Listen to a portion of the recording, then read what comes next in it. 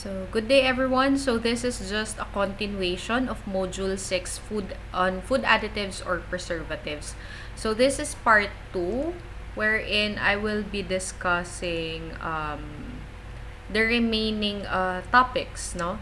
So, I still have 11 to 19 to discuss. So, if you still haven't read or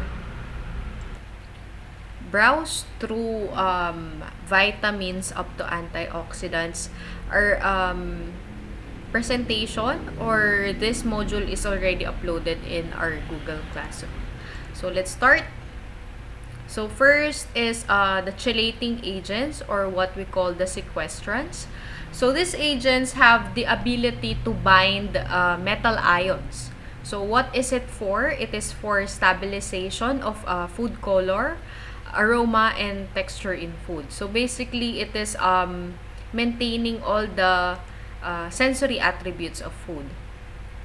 So in the production of herb and spices extracts, the combination of both antioxidant and chelating agents can provide an improved extract quality.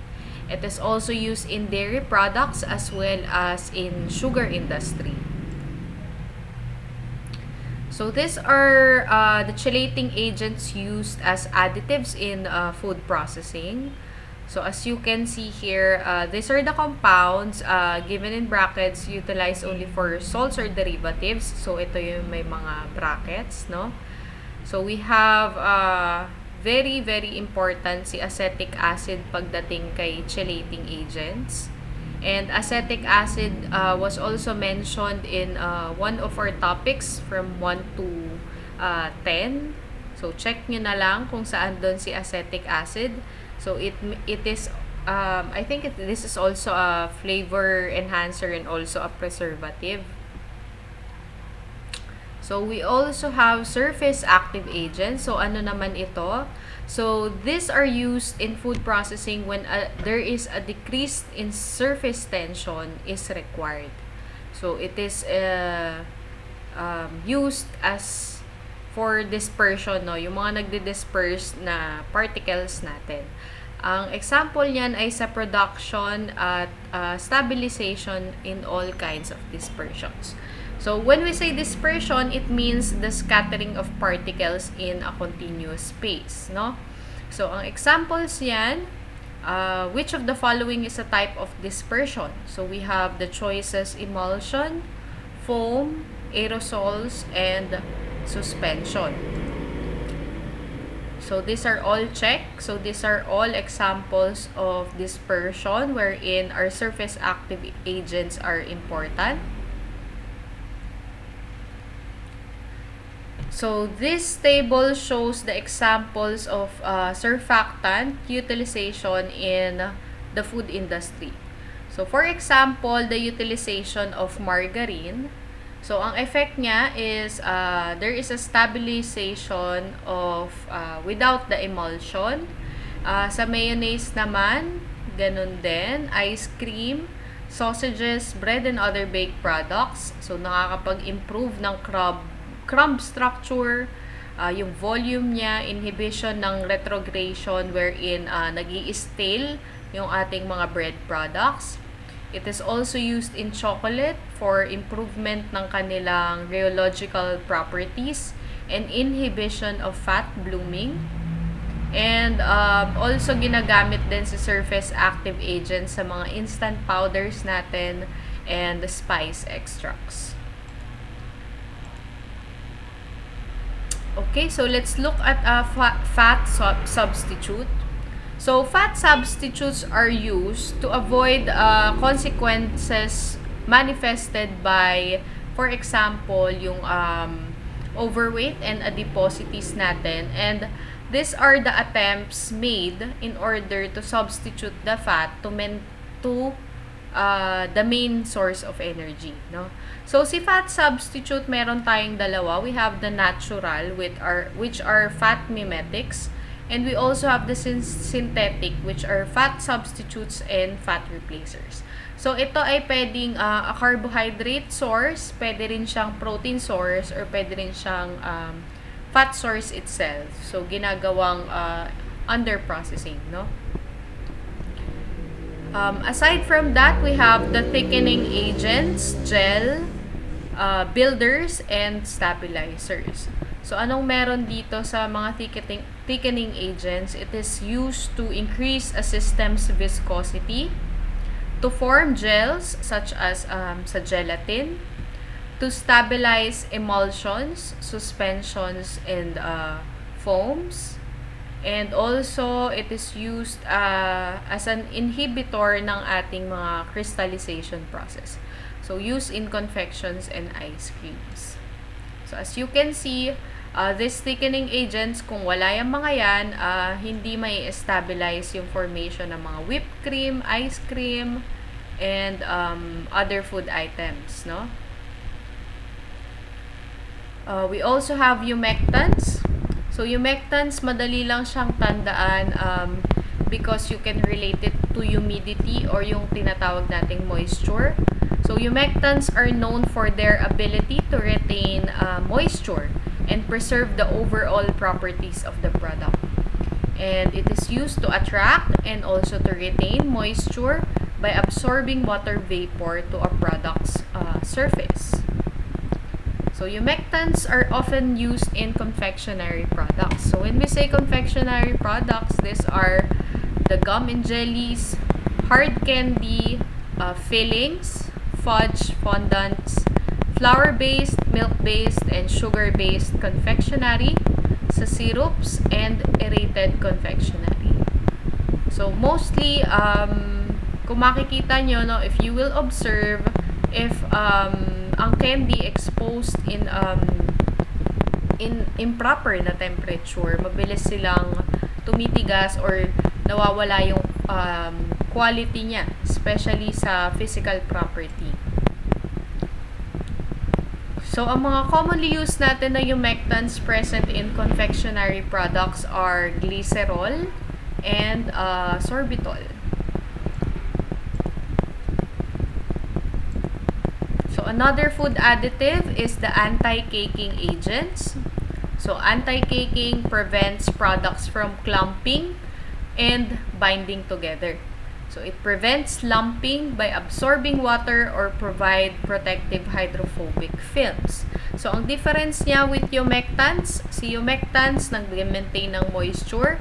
Ito namang si anti-caking agents is prevent niyang magkaroon ng moisture inside the food, no? So, kasi ayaw natin ng mga merong clumping and lumps sa ating powdered products, especially sa powdered products. So, anti-caking compounds are chemicals, no? They use sodium, potassium, and calcium hexacyanophrate. They also use calcium and magnesium silicate, tricalcium phosphate, and magnesium carbonate. So, it is commonly used in salt, seasoning powders, vegetable and fruit powders, soup and sauce powder, and baking powders. So, in the Philippine setting, makikita nyo, ito yung mga products na meron niyang mga anti-caking agents, no? For example, yung mga Knorr powdered soups natin, yung mga ready convenience food natin, no? Cream and mushroom soup, yung mga crab and corn soup, etc., etc. We also have Mamasitas, kare-kare mix, caldereta mix. Ngayon, ang dami nang lumalabas na products ni Mamasitas, no? They were able to develop different variety, a wide range of different food powders. And of course, ginagamit din si anti-caking agents sa mga seasoning powders natin. Also, may makikita din kayong anti-caking agents if you look at the labels ng ating mga fruit juices. So, this is just an example. I am not advertising any companies, no, any food brands. And, of course, gumagamit din tayo ng anti-caking agents sa mga ready-to-mix na hot cake mix or mga cake mixes, mga sa baked products. Okay, so other than that, we also have the bleaching agents. So when we say bleach, ito yung ang pumapasok na word sa akin, no? The keyword that is coming up to my mind is whitening agents. So it is used primarily in flour production. How? By removal ng ating mga yellow carotenoids na pigments by oxidation.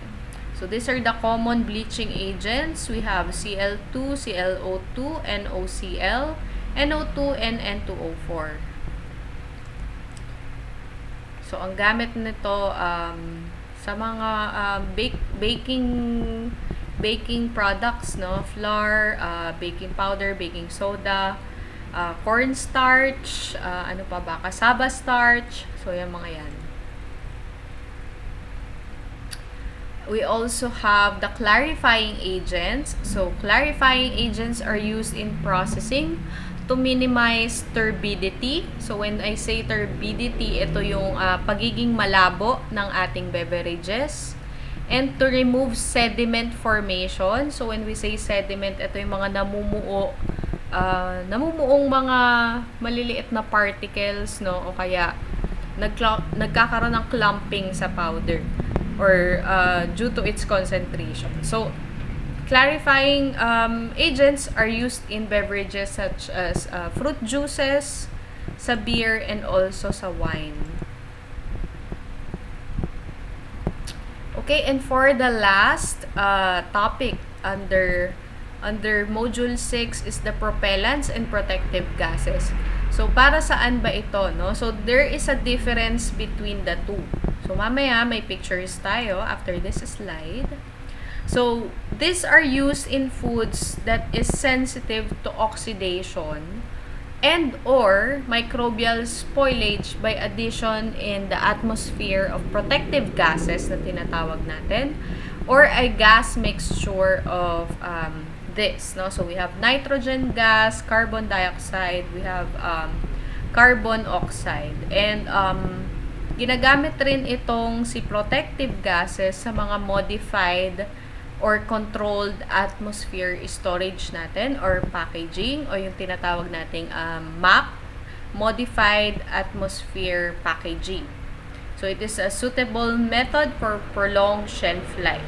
So, when I say protective gases, no, since yan yung mga pumapasok sa isip natin, protective gases are used mostly sa mga packaging such as chips. So, yung mga nasa chicheria. Another is propellants. So, dito sa slide na to, we talk about propellants.